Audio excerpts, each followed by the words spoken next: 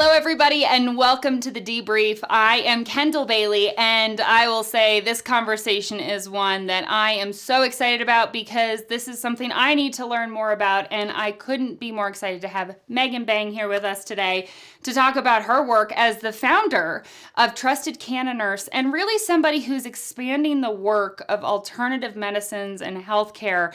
And what I love about Mbengue's work is it's so deeply rooted in the research and even understanding and identifying what we consider taboos in what we understand in alternative medicine use, especially for our healthcare environment. So, Mbengue, thank you so much for joining us today.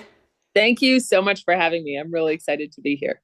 Well, and I will say, so first off, before you've gotten into this incredible role as a nurse entrepreneur and you have your master's in medical cannabis, what drove you to nursing? What was your start in the nursing profession?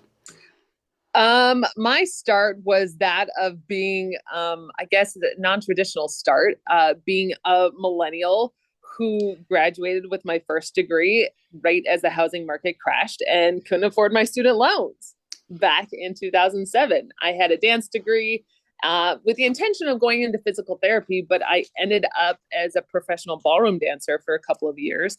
And that's right when the market crashed and it was not sustainable. I couldn't afford my student loans at the time. And I was like, you know what? I want a job where I can afford to go to the dance lessons because like I grew up dancing and that's what I love to do.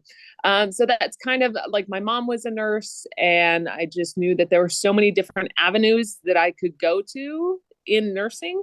So that's what initially drove me. It was about being a millennial in the housing crisis in 2007. Well, and I love the fact that, and I will say for me, I was going to go to school to be a teacher. I've actually brought that up in several podcasts. My sweet Canadian mother was like, no, you should go be a nurse. And I'm like, sure, why not? That sounds like fun. I should go be a nurse. But ballroom dancing, I love that too. So you were there, you identified, and I will say what I love about nursing, right? You and yourself, you worked all over the country as a travel nurse, right? So you've really honed in on the ability for nursing to work anywhere.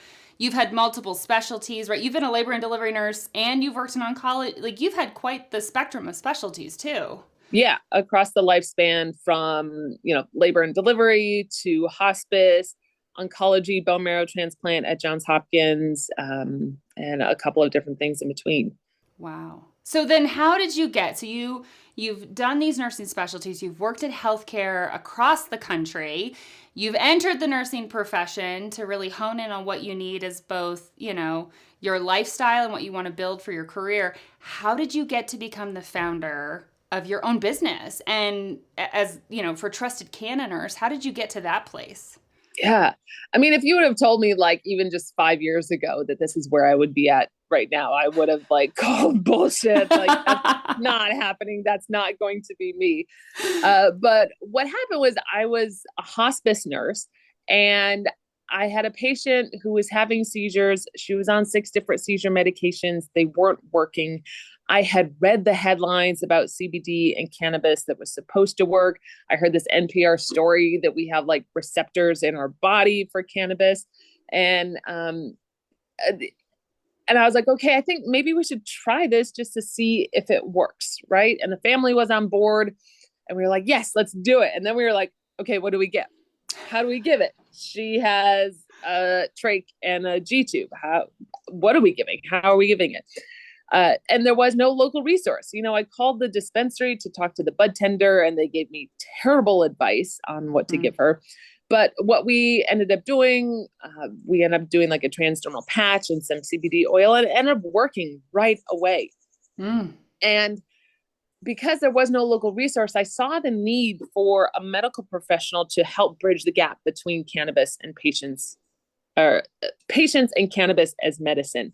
I would walk into a dispensary and be completely overwhelmed with all of the different options on what to take, the different ways to take it, the dosing, what's appropriate for CBD and THC, and then all these other cannabinoids. So then what I did was I jumped in the deep end and I started going to conferences. I started a graduate school program. I now have the master's degree and then started building my business and helping hundreds, probably up to thousands of patients now in the last 3 years. So from that, from what you saw from patient care, is that what thrusted you then even to get your master's in medical cannabis too? Was that like the spark to that graduate degree as well? Yeah, yeah, absolutely. I wanted to, I knew that Trusted Canna Nurse at the time was gonna be something big because there was nothing like it anywhere in the country. And I was like, okay, if I'm gonna be part of something big, I need to have the education and the credentials behind my name so that I can establish that trust with people.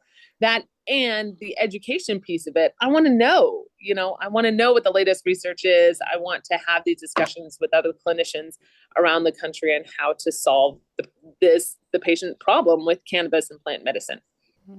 And I will say too, I honestly was amazed. So I talk with so many nurses that are looking at graduate degrees and they're like, well, I don't necessarily want to go down the clinical pathway, or I don't necessarily want to go down the educational pathway.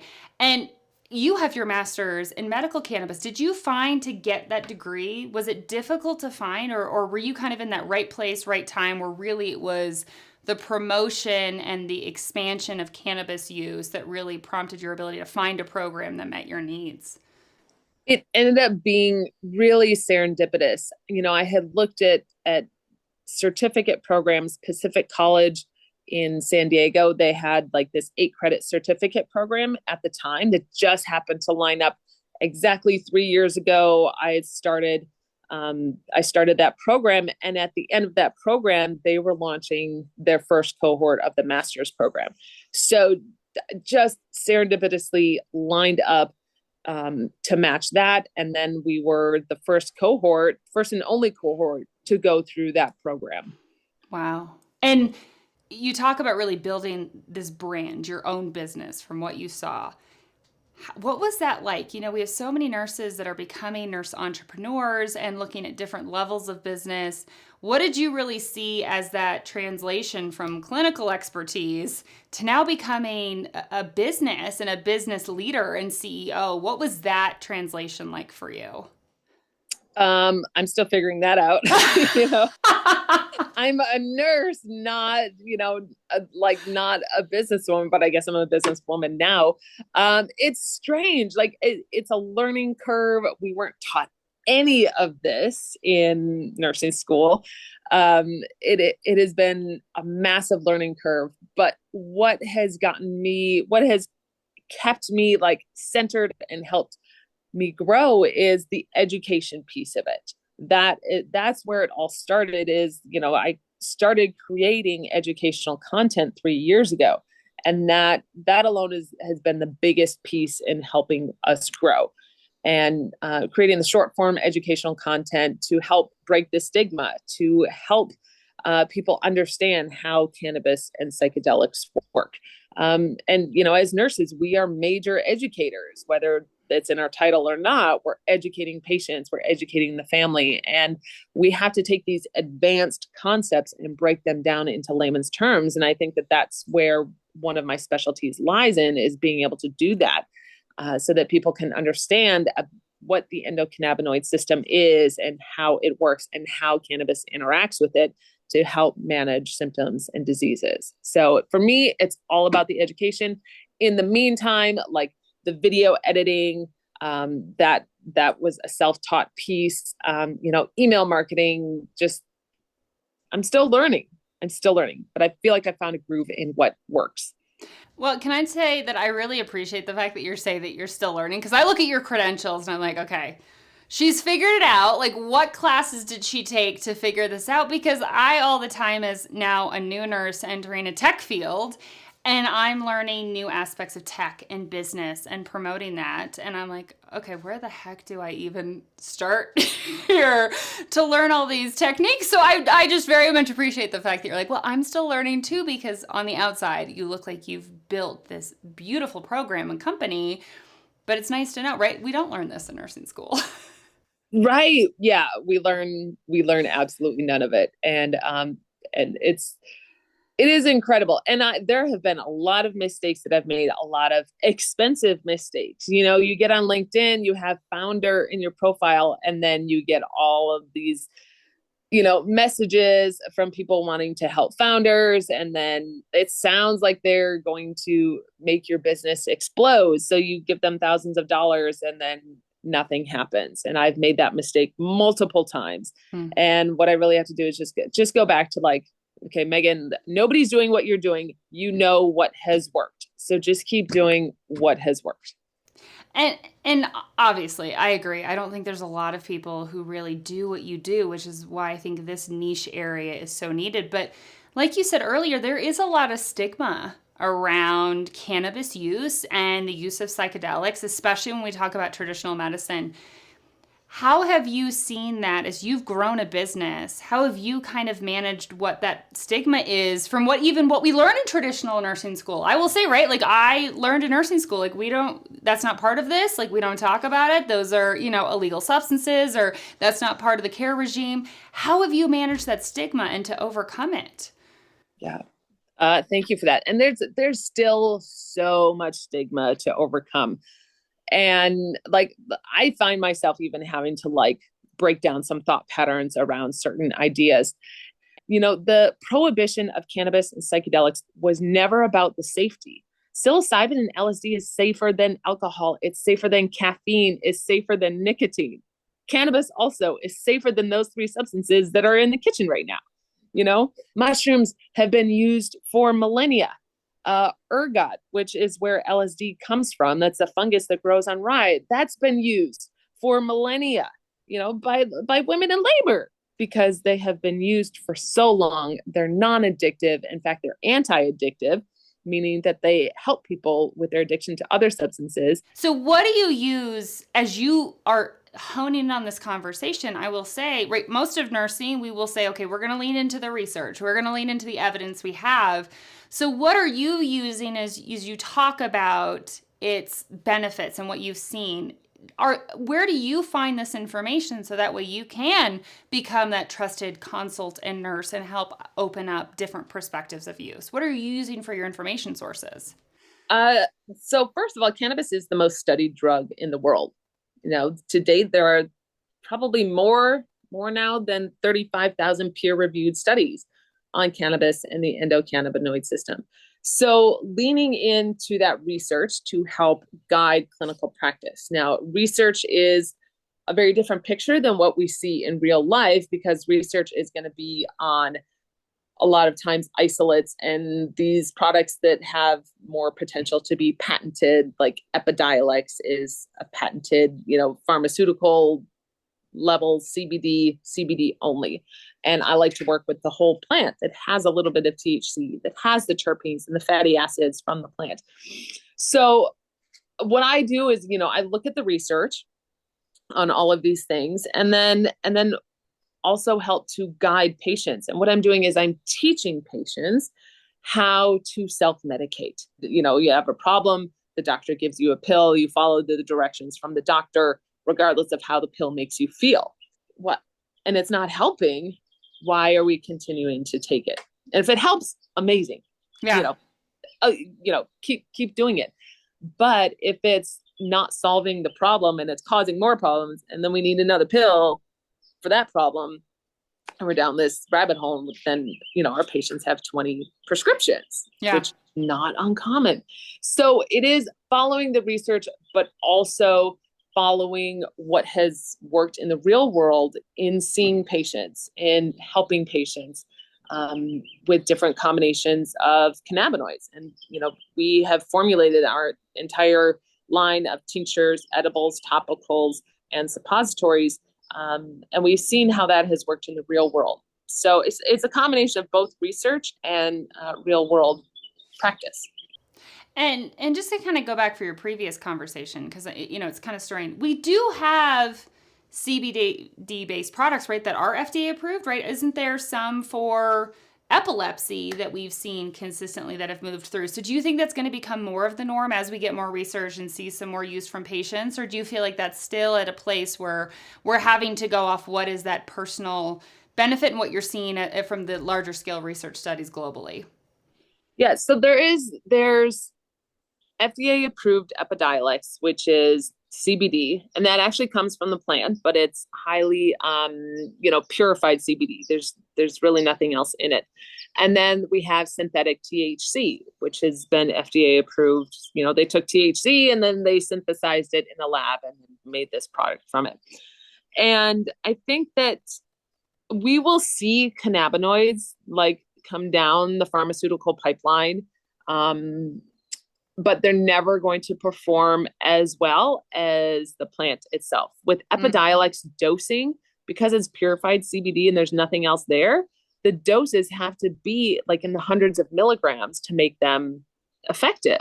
But if you take something that's a whole plant artisan extract, that's closer to the actual plant, you just take the plant and then extract the CBD oil from it, like you can have an effective dose at less than 100 milligrams.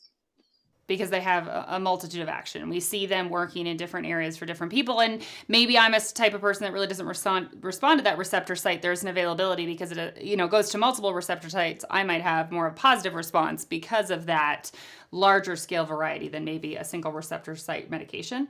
Right. Absolutely. Oh, wow. Well, so as you're doing all this, and I will say, as I hear you talk, you really do lean into like the pharmacokinetics of what is happening with these medications. But I'll also say as an end user, I go to any social media site and there's buy my CBD here, or this is what it does for me. There's so much information out there.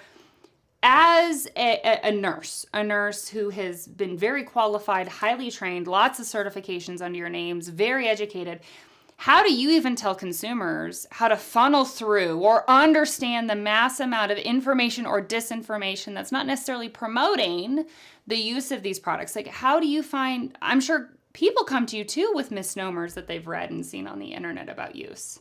Yeah, absolutely. There's so much out there, and there's a lot of trash CBD products out there.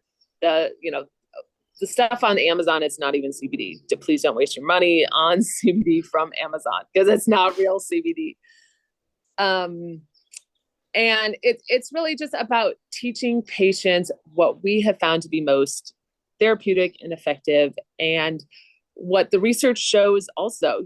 Most of the research points to a full spectrum or whole plant product being more effective with fewer side effects than a CBD isolate. And CBD isolate means it's CBD only in that product. Distillate from dispensaries means THC only. That's never anything that I'm recommending to people either. Oh, wow. Okay. So even then I will say, like you talking, I'm like, oh my gosh, I don't even understand full plant molecules. So is it finding someone like yourself or finding someone who can then really break that information down to you? Is that how kind of you funnel through what you see as, here's the TikTok meme of how CBD works for me, and then they go to the Amazon link or whatever it is for any big chain buyer? Is that how you're really getting into work with patients to find what's best for them? I think what helps me out is that I have the letters behind my name. I have the nursing degree, and I have the nursing license. So it's very different than, I have a completely different understanding than like a soccer mom selling CBD, and all the power to them. But I think it's just different when people are wanting a truly medicinal effect. It helps to have a really great understanding of how it's working at the receptor level. And I think that, my nursing background and nursing education has given me that understanding so that I can make the best recommendations. And if it's not appropriate for somebody, I also have that knowledge and understanding that this is not appropriate for that person because of the medications they're on, or maybe because of their mental health history or something like that. Wow. Well, and I want to say too, you're also a nurse researcher. You're not, as you talk about all of the letters and titles after your name, you are also expanding the use of research to understand this. Can you tell me a little bit more about what you've been doing with your own research around this work? Yeah, I am involved in 2 different research projects right now. So last year we launched a market research study on our CBD suppositories. And we did that because there's so little information out there on how suppositories work, if they work, and how well they work. And part of that is because women's health and research don't, that's not a thing really. Yeah, I'll say as a woman, I agree with that. And then the other part is that suppositories, they have been used like other forms of medicine, plant medicine, for millennia for women's health. So we really wanted to study, and we wanted to study like our whole plant formulation and how well they work. So we launched a market research study in partnership with More Better, which is a data collection agency. They helped us design the study, and we started with 100 women. 79 completed the study. 79 is a high number for a cannabis study. And the results like blew me away. I was hoping that they would be helpful. I was not expecting the vast majority of participants to say that they helped with their period pain. Wow. It reduced their medication use. So they found that by using the CBD suppositories, they were less likely to use more, farm-based medications to manage their symptoms. And that was just a highly effective tool for them. Yeah. Wow. And we studied it over 2 cycles. The first cycle, they didn't use the suppositories. Then once they finished the questionnaire, they're answering questions every day. Then once they finished their first cycle, we sent them a box of suppositories and we asked them the exact same questions. And there was a decrease in, I believe the number, like a 60 to 70% decrease in pharmaceutical use with our suppositories, which that's huge. And then they needed less heat packs and other interventions to help with their pain also. Well, and correct me if I'm wrong here, when I was looking at some of your work, it wasn't just that it reduced other medications they needed to add to this comprehensive approach for treatment. They used less of the CBD too. It wasn't like they were having to use those CBD suppositories multiple times for multiple days. They found 1 or 2 doses to be effective. Was that correct? So it was it wasn't like multiple doses to get to that effect rate. Right. So the average pain from before the suppository to after the suppository went from, it's been a while since I've looked at the numbers. It was cut by 50%. So average pain went from like 7 to 3.5 or 6 to 3 or something like that. But it was cut by over 50%. And women, the average was less than 2 suppositories. Wow. Cycle.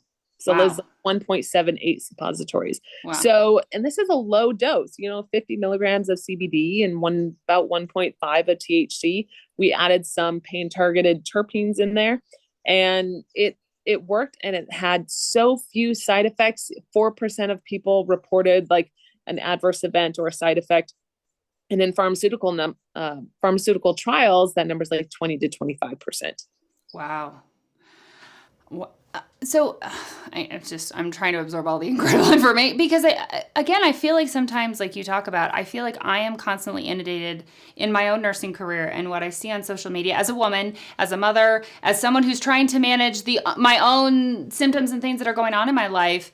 I do feel like sometimes the other information that may not be as accurate is sometimes louder than the voice of what your organization is doing. So how are you going to continue as you look at your organization and as you're going to grow this business? How do you feel like this is going to evolve over the next 5 or 10 years when I feel like patients really do want other methods?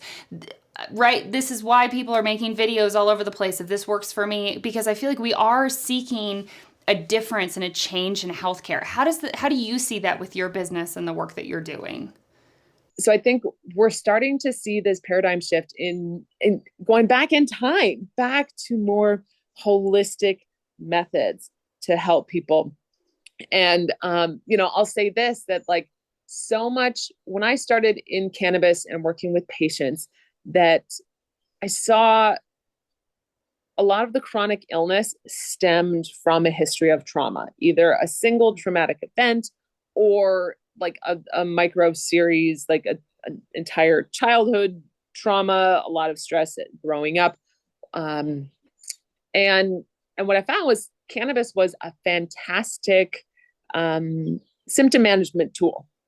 It can help with the pain, the anxiety, and the sleep. But what are we doing to actually like go back in time and get resolution around that trauma that is now contributing to these health issues? And that's when I started learning about psychedelics and the power of psychedelics to help people get resolution or help them reframe that trauma so that they can, no longer have that traumatic response, and then maybe start to have less pain, and then move out of that frame of mind and then move forward in life so they're not stuck in this in this mind frame because of that trauma. That makes sense. It doesn't. I guess I really appreciate that, because I think like any of us, sometimes when I look at different medications, right? Like, oh, I'm going to take this antacid. It should be the fix for everything. Well, it's not. You still have to then control diet and what you're doing with your lifestyle and the type of foods that you're eating. And this can help you, but it's not the one fix all wonder. And it sounds like, especially for alternative medicines, it is the same approach. It is looking holistically at all of the things that got a patient to this place and taking all those factors in, which I do think holistic care is a big tenet of the nursing profession. Has that been your experience too, as you've worked in your career? Yeah, well, not in my career, because again, like up until just a couple of years ago, like holistic in my head was like not evidence-based. There's no research. It's woo. It's just not effective. Yeah. Right. But now 3 years later, like here I am, like wearing this, Yeah. wearing my special stones, and I have a mushroom sweatshirt, and I really believe in energy work and having experienced like energy work in my body and people being able to do things that move my body that I have no control over, and experiencing that and experiencing the therapeutic benefits of a sound bath and Reiki and like all of these really amazing holistic modalities. And I think that's one of the great things about cannabis is it's not a gateway drug. It's like this portal to holistic healing. People really start to like tap into themselves. They stop listening to the external stimuli on how their body should be working and start tapping in to their own intuition and how they start to feel. And I'll just bring up one example of that is that, like many women my age, I grew up like with disordered eating and, paying attention to the scale and, just this poor relationship with food because of how it, we're just so focused on our image, right? And we have to be the skinny girl. And what cannabis did was it helped me like quiet that externalness and like that eating this chocolate bar is going to make me fat, and if I'm fat that makes me a bad person and not as valid in society. It just like quieted all that down, and it could allow me to be like, okay, I'm full now, like I'm just full, I don't need to eat anymore. And just helped improve my own relationship with food so that I could like listen to my body. And then before I would like work out like 6 days a week, whether or not I wanted to. Yeah. And I don't do that anymore. If my body's not feeling a workout, I'm not going to push my body. And if I am feeling a workout, I'm going to do what I can. And it is so fun to be strong and be in a strong, healthy body with a healthy mind, that I don't have a poor relationship with food. I can eat whatever I want that makes me feel good. What I love about what you talk about is how you've gotten to this place, both personally and professionally. It's been a growth for you on both sides. And I will say what immediately I think of, and I don't know if you had the same experiences, I work with so many nursing students now who are like, I get into the career field and I don't want to technically be like a bedside nurse. I don't want to be a bedside nurse, or I don't want to work traditionally in the hospital. But that's a lot of exposure of what they see in their educational programs. What would you say for the advice of nurses to hopefully grow these other areas of nursing professions and roles? What would you tell them to guide them towards maybe an alternative profession? What do you wish maybe someone had told you as you got out of nursing school? And it sounds like many of your experiences actually prompted where you got today. But I also feel like we lose so many nurses in this profession because it's not necessarily their passion. And then that leads to that turnover and that burnout and what we're seeing in the healthcare community. What would you tell those nurses leaving school and where you're at such a heightened sense? I think that, first of all, there is value in the bedside experience, in getting just a couple of years under your belt to understand how the healthcare system works. And then you don't have to be in it to see that. But it does help as a nurse to have that understanding of, I'm sure that that Yeah. it helps to have a couple of years at the bedside under your belt, but then to be able to just learn about holistic modalities and how these can help patients. And the hard part is that the money in nursing, the real money in nursing, a lot of times is at the bedside. I took a massive pay cut to start this business. Wow. And but I can't imagine myself doing anything else. Yeah. Like I'm truly, when I worked at the bedside, I remember having these thoughts as I went to the Pyxis to get meds. I'm like, this is not it. Like, this is a means to get where I'm supposed to go. I don't know where that's supposed to be yet, but this is just, I'm on my way there. And now I feel like this is my calling. Wow. I am truly doing what I am meant to be doing at this point in time. And I'm making a fraction of what I was at the bedside. However, the people that I'm helping and the impact that I'm making, far surpass what the value of that money. I will say, first off, thank you so much for bringing the information. Now, if we have any of our listeners here, because again, I do believe that stigma is very real. It sounds like you've experienced that as well. Where should people go if they want to learn more about what you've done in your profession, you as a person, how you've grown both professionally and personally? What would be the best source for them to start to either learn more about this avenue of nursing or to get to know you a little bit more in your work? So people can connect with me on any of the social media platforms. We are at Trusted Canna Nurse. People can email me if they would like.